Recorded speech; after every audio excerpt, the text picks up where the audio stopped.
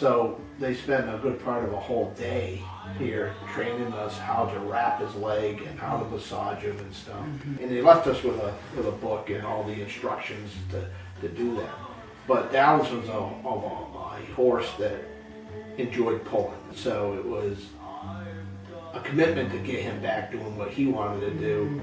And we, of course, wanted him to do it because he did it well.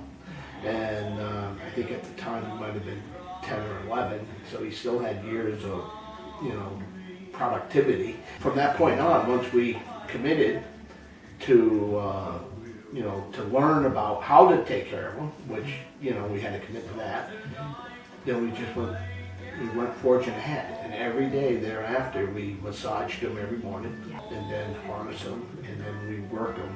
His 4 miles that he had to work every day.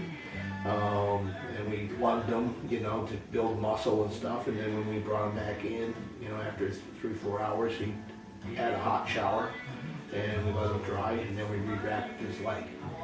And that was every day. That was what you did every day. Now, when we went away on contests, out in New York or Maine, we took all the stuff that we needed. We still massaged him. We still wrapped him.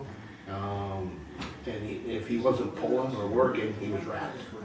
And his leg just kept going down. You could see progress